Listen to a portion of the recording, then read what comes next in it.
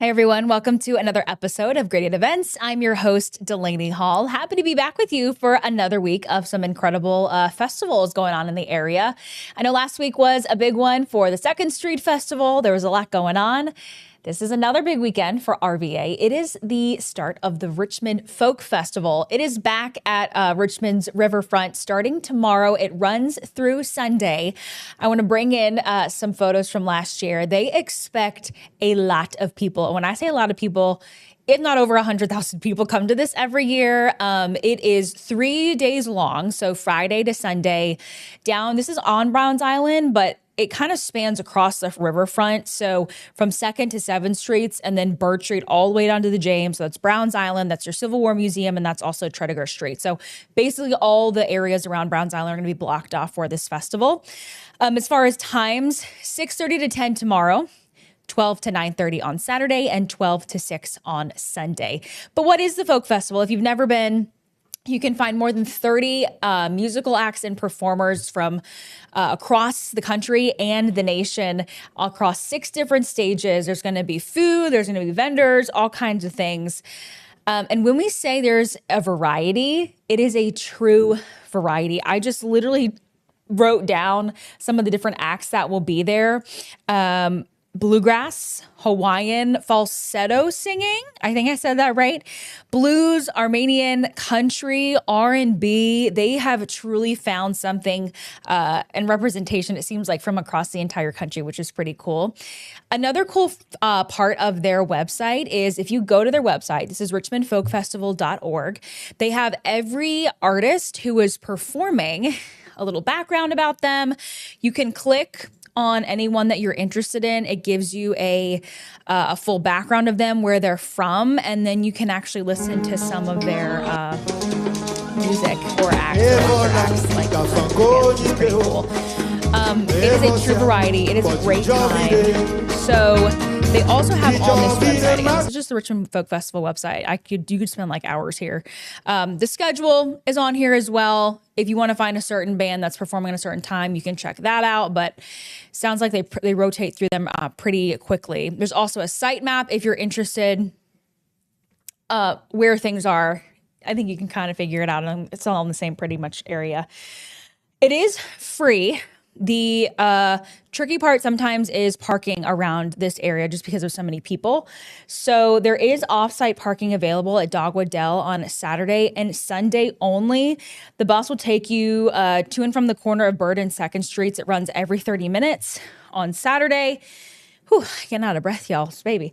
On Saturday, it runs from 11:45 to 10, Sunday 11:45 to 7, just based on when the festival starts and stops. It's $5 per round trip. You will need to bring a card. They do not take cash. So if you are taking the shuttle parking lot from to and from Dogwood Dell, be sure to bring your card. There is another parking lot. The CoStar Group parking lot in Manchester is free for festival goers. I don't know if it's a good option, but again, it's going to fill up probably fairly quickly. There's different hours for that too. It looks like essentially about an hour before and after the festival starts each day, it'll be open. So just keep that in mind.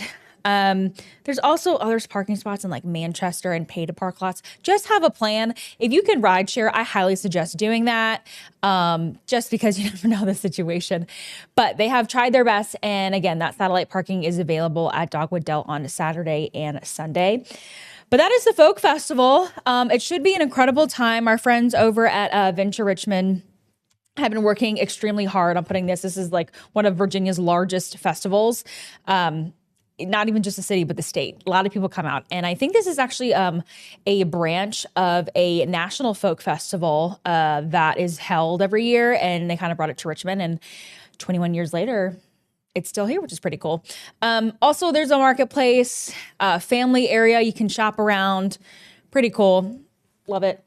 Again, that's the Folk Festival. So Friday to Sunday down at Richmond's riverfront. Be sure to check it out. All right. You all know that we have our handy dandy list, and I'm going to take a pause. Yesterday, if you guys watched the rundown with our producer, Mary Catherine, on this show, we talked about how life is happening, and sometimes you got to reroute, and that is definitely the case as I progress in this pregnancy. I just got to take some deep breaths. All right. Also happening on Saturday is the RVA Music Fest. That is 12 to 8. at Dogwood Dell. This is a free festival.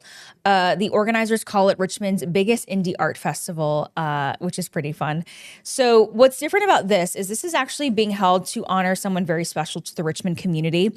His name is Xavier Brown. He was actually shot and killed in 2022 in Shockoe Bottom, and he was known in Richmond as an up-and-coming chef. I know when this all happened, our station covered him, interviewed his mom. His mom and the organizers of this festival were actually on our show on 8 News at 9 last week to tell us about this festival. So they just want to honor his legacy and show the impact of music here in the RVA community, which is pretty cool. So it is free, but you are asked to bring school supplies to donate to Richmond Public Schools.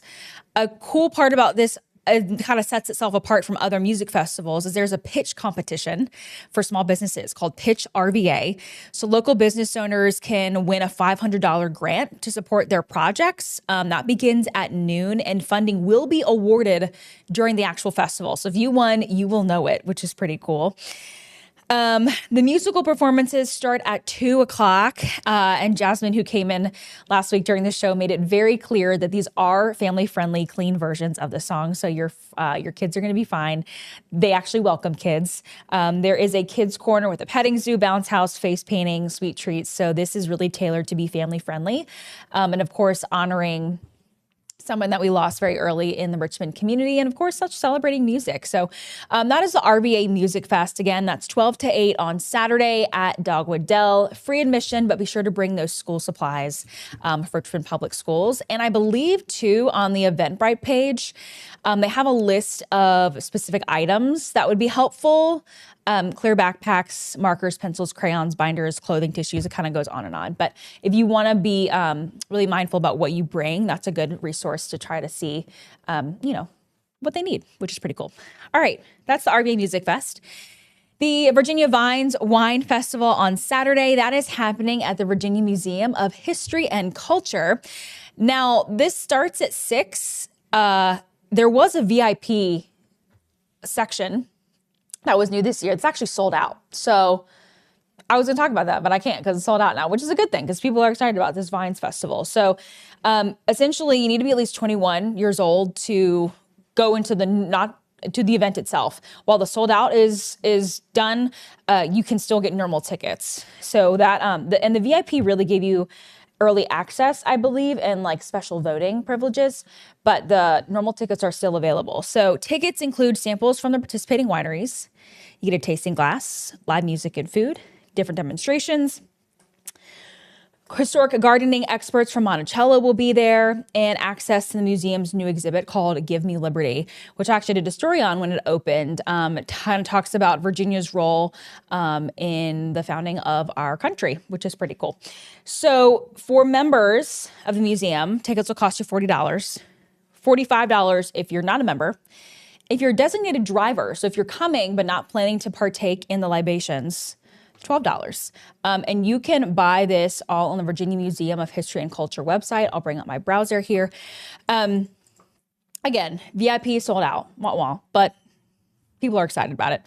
Just go to the bottom of the page, click the quantity that you want, add to cart, and then you can take it from there so you can buy it all in person. It is pretty self-explanatory. All right. I don't know what time it is. Water break. All right. The Richmond Anime Fest, and I hope I'm not like breathing into the mic too hard. Whew, y'all. 4 hours of anchoring. We're going to do it. We're going to get through it. All right. Richmond Anime Fest is on Saturday at the 4 Points by Sheraton Richmond Airport. This is all for the anime fans. This is a very big anime convention. It's 10 to 5. You'll find exhibitors like magazine collectors, toys, video games, cosplay. There's voice actors going to be there. There's a cosplay contest and a lip sync contest, I'm told.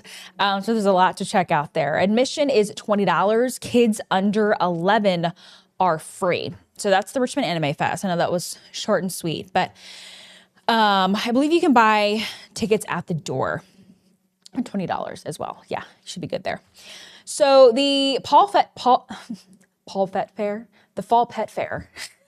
I can speak, is on Saturday at Crumb Park, and our very own Jessica Kirk is hosting it.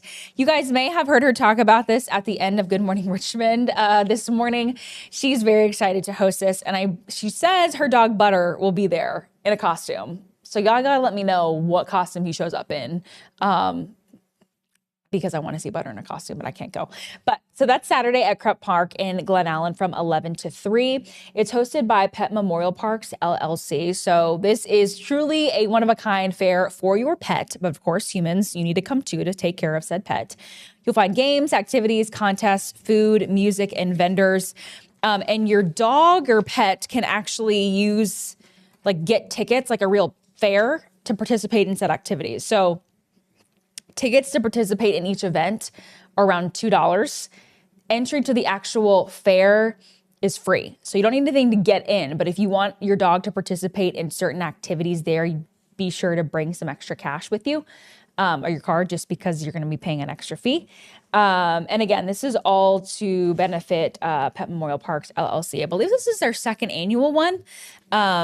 And they're very excited. I think they're expecting a pretty good crowd. So that's at Crumb Park in Glen Allen, again, from 11 to 3. And our very own Jessica Kirk will be the MC. So that is what I have for grading events this week. There was a lot more happening, but you guys know sometimes it's hard for me to decide just because there's so many amazing things going on. If you have an event that you would like us to learn more about, please send us an email at news@wrac.com. We also do live interviews on 8 News at 9. If you are interested in that, you can send us an email at interview@wrac.com, and we'll see if you're a good fit for our show, and we can set something up, because we love to hear about all the great things you guys are doing in your community. But for now, I will say see you later, and hope you have a great weekend.